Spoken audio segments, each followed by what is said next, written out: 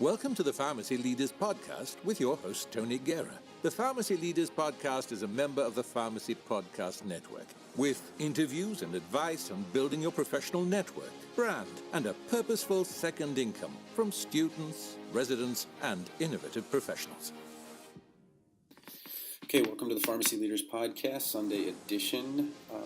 Excited to talk about a couple of things. I finished APHA in Nashville, and so I'm a little bit behind. I'm going to put out some episodes I've put in before. I'm going to have the episode where I talk to my wife about entrepreneurship, and then Allie Jo Shipman, who I ran into in Nashville. She got a job from her residency site, so I thought those were two of the most appropriate for this week. And then Friday I'll have something. I think I'm going to have an interview from my APPE student. Just need to wait for the episode to come back from the guy that masters it, or the engineer. So on the mothership, Pharmacy Leaders, or the Pharmacy Podcast Network, on Monday, I think we had, some financial advice on elite wealth management, and then AI with Darshan, and there are a lot of legal issues that are going to be coming around with AI, and he goes over a number of them, and I think you'll really enjoy that if you're a techie and kind of into that AI and how you really need to position yourself. I had an interview with an author and talked a little bit about how AI is affecting medicine and physicians. And, for example, because psychiatry is a people business, likely you're in better shape being in psychiatry, but radiology is going to be really the first one that's hardest hit by AI, which can do a better job often than a radiologist at seeing things on film. Then we go into Erin Alberts. One of her best episodes are the ones that have those side hustles, and she goes into a number of different things that pharmacists can do for extra cash or extra satisfaction or even extra community. The episode where I talked to my wife, the first kind of surprise with the entrepreneurial part was that it really wasn't about any money at all. It was really about helping people and being part of the community and getting to work with other people outside of work. Then the medical cannabis pharmacist, and that was it for the Pharmacy Podcast Network. TLDR Pharmacy, he's got a journal club he put up on March 16th about rivaroxaban with or without aspirin and stable cardiovascular disease.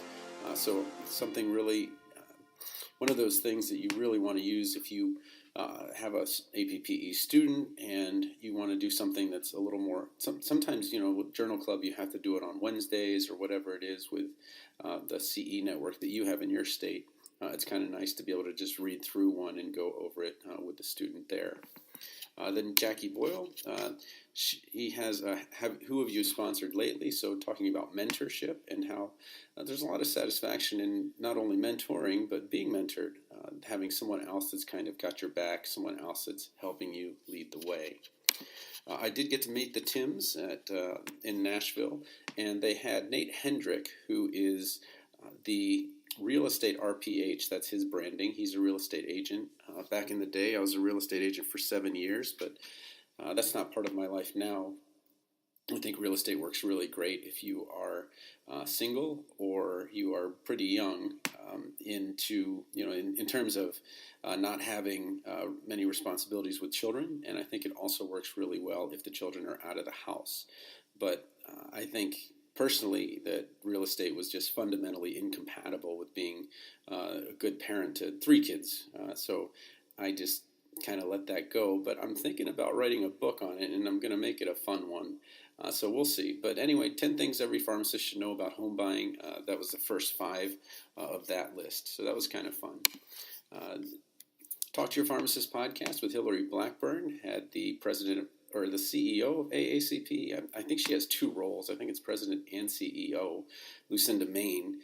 And they talked about what's going on with pharmacy and in terms of, what are the strategies that the schools are using to get the right curriculum to prepare pharmacists for the workforce. And it's a very, very good interview. Going into the pharmacymanpower.com and seeing the pharmacy demand indicator. This must have come out a little while ago, but following the worst loss of numbers, or the worst drop, now we have the biggest gain in the pharmacy demand from where it dropped precipitously and then it came back up pretty well. And it's almost even. Even is about a 3, where the pharmacist demand and pharmacy supply, excuse me, are the same. And it really came out. That was great to see that the pharmacist jobs are there. And we'll see what happens in spring, which tends to be, or first quarter, which tends to be one of the lowest times. So again, good news for pharmacists across the country that the pharmacy demand indicator is on its way, or is up from the last quarter. One of the bets that pharmacy has made in general is that pharmacists are going to be needed to provide these clinical services.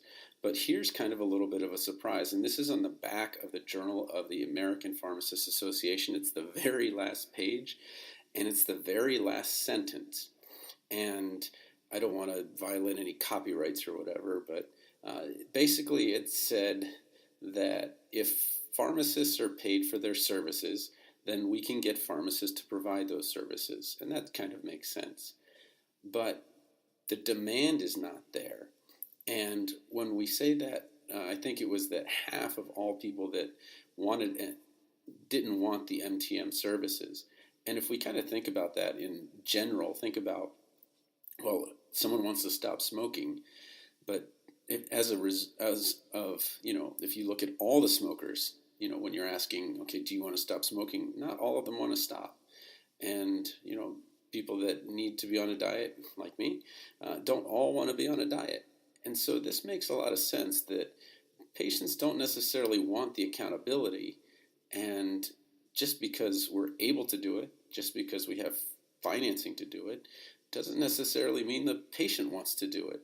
And I came back to, this is way, way back, my training in rhetoric, and we're going all the way back to Plato and Socrates. I'm going to tell you a little bit of a story. This guy, Gorgias, it's a story about the Gorgias, and he was a rhetorician. And generally a rhetorician has a bad connotation in some ways, in that they persuade someone to do something they don't want to do. And I'm going to give you a quote from the Gorgias. So let me offer you a striking example of this. On several occasions, I've been with my brother Herodicus, or some other physician, to see one of his patients who would not allow the physician to give him medicine or apply, and this is way back, apply a knife. They mean have surgery or a hot iron to him, and so it's a little bit barbaric. But the point is the next sentence, which is, and I have persuaded him to do for me what he would not do for the physician, just by the use of rhetoric. And what this is basically saying, and we're talking about thousands of years ago, is that patients don't want to take medicine. Patients don't want to be in MTM. They don't want these things. And but they will do these things if in some way we articulate how it is of value to them. And unfortunately, our pre-pharmacy, so many students are biology or chemistry, and we have so few that would even come across something like this, where we're in maybe a philosophy class and we're having discussions. And it's so important to talk about communication, and not just communicating as in the patient counseling competition, which is awesome. But when we talk about patient counseling, we think, did you get everything right? But the real patient counseling is, did you get someone who doesn't want to take their medicine to take their medicine? That is a tremendous skill and a very valuable one. But we've really lost a lot of that rhetoric, a lot of that ability to be communicative in that way, because our training is so far into the sciences rather than into the humanities. So I know that's just a goofy, way long ago example, but if we can articulate the value to the patient, and then we can do a better job of and then there'll be more MTM and all of that stuff. So just something I wanted to point out. Brian Fung, actually 2 YouTube episodes I recommend. He talks to the Residency Scramble featuring Tuan Vu, and that one was on the 21st, the 20th, and then he did another one the day after, Not Matching Into a Pharmacy Residency Doesn't Define You. And I know a lot of you who are in phase 2 are scared or are feeling a little bit down, but don't reject yourself. Make sure to put in the application, see how things go, because there are going to be some people that reject themselves and say, well, if I didn't match at the first one, then I'm not going to match in the second. But don't pick one that you wouldn't otherwise do. If you didn't match and you don't see anything left that is for you, I would personally wait. I would kind of see what else I would want to do out there. And sometimes the interviewers are a better job than the interviewee of knowing that you really didn't want a residency in the first place. You just felt like you had to apply or you had to do one. And so it'll be some introspection, but that Jackie Boyle has the kind of post on her, the Pharmacy Girl blog, about what you should do as you're going into this phase 2.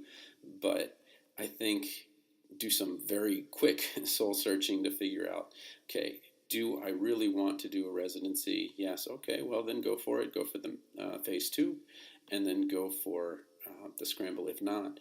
And then after that, I know that there are more residencies coming each year, and so you might match next year. Kevin Yee, he had regrets turning 30. I'm going to be turning 46, so I can't really feel for you, Kevin, man. I'm old, and I know that 30 feels old, but I assure you, you are not old at all.